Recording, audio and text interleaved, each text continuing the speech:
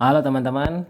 Nah, kali ini kita mereview lagi buah. Ini adalah salak pondok dari Ude Rizky Habibi, asli Jogja. Ini nomor handphonenya.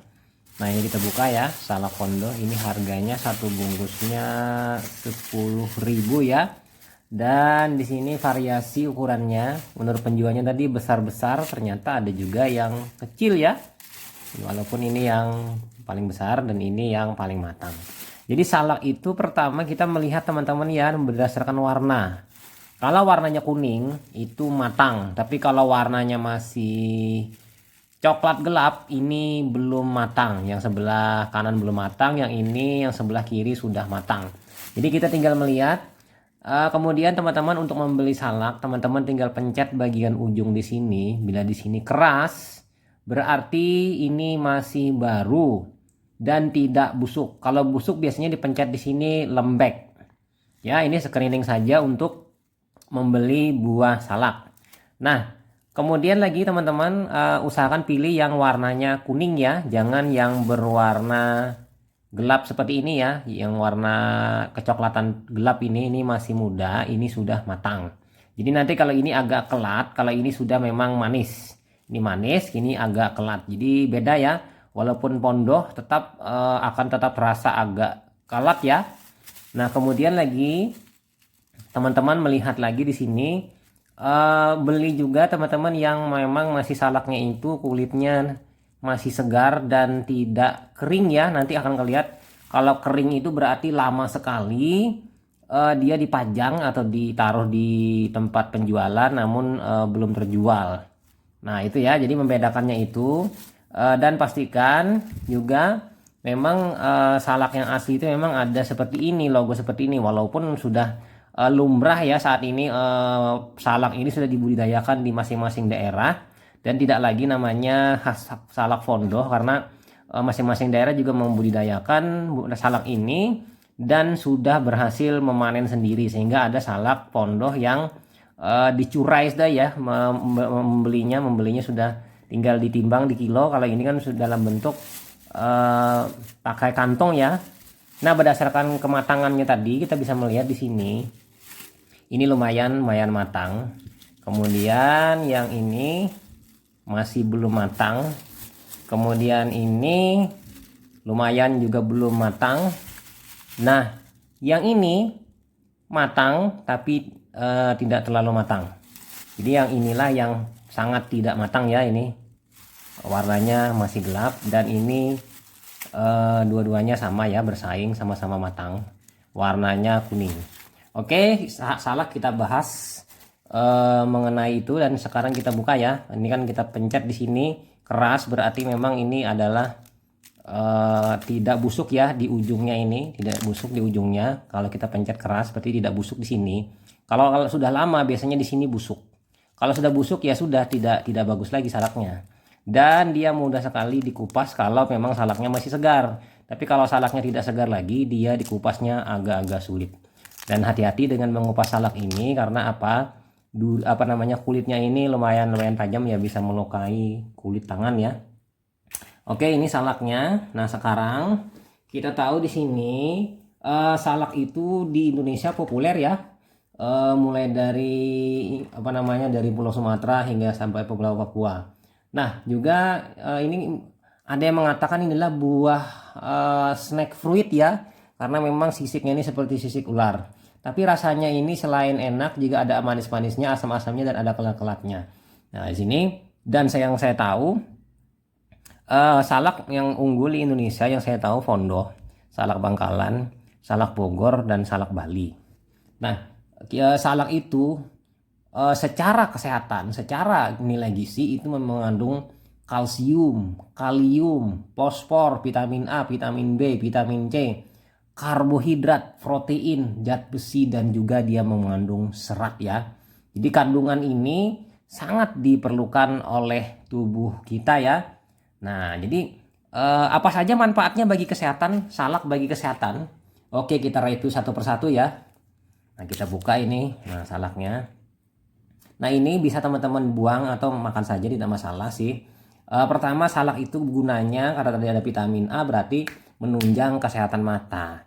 Nah, kalau kita patah ini bunyinya tek, berarti ini memang renyah ya salaknya. Nah, kita makan ya. Nah, menunjang kesehatan mata, jadi karena vitamin A-nya, jadi menunjang kesehatan mata. Kemudian yang kedua, dia menjaga daya tahan tubuh tetap baik. Kita tahu sifat dari buah itu menjaga daya tahan tubuh baik dengan memberikan pertahanan dengan mensuplai vitamin B kompleks dan vitamin C.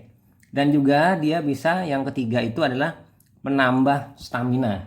Kita tahu di sini kenapa menambah stamina, karena kadar gulanya yang cukup, yaitu glukosa, ini sebagai energi ya, dan ini juga bisa menunda lapar.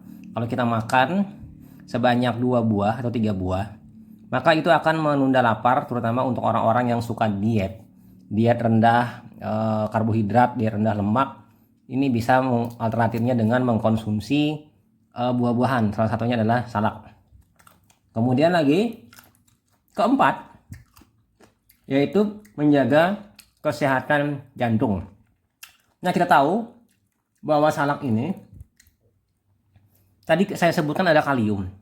Jadi kalium itu mampu menjaga kesehatan jantung. Kita tahu yang namanya sifat kalium.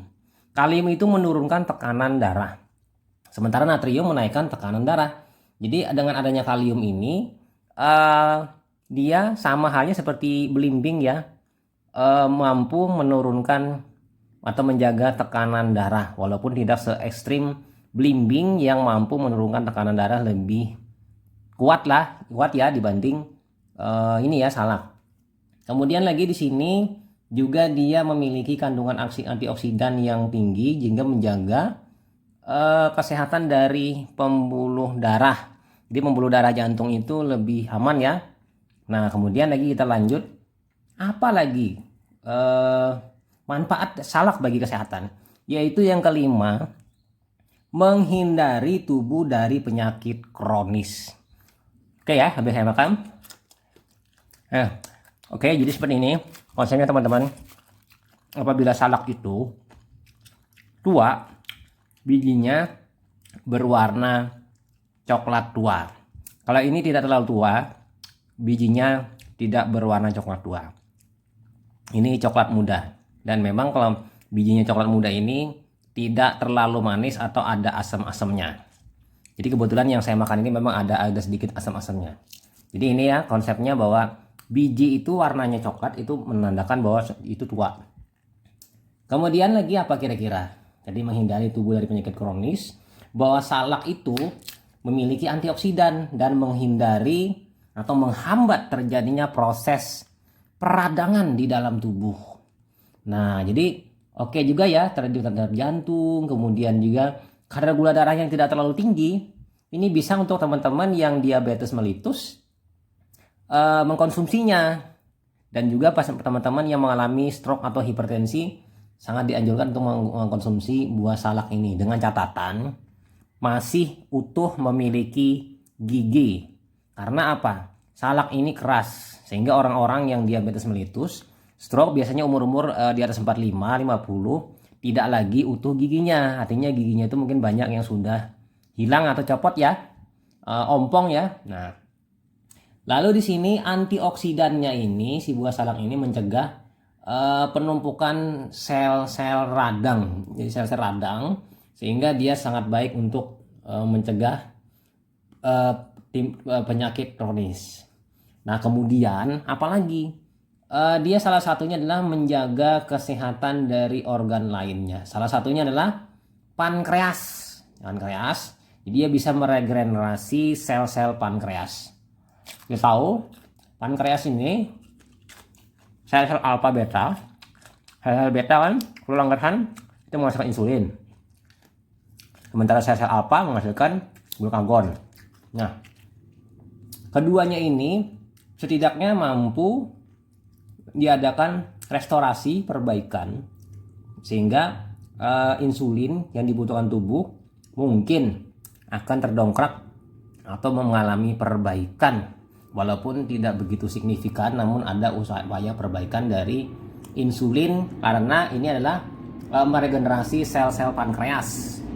Nah itu ya. Kemudian lanjut kita pindah ke nomor 7, yaitu meningkatkan memori. Memori ini artinya terkait dengan otak kita ya.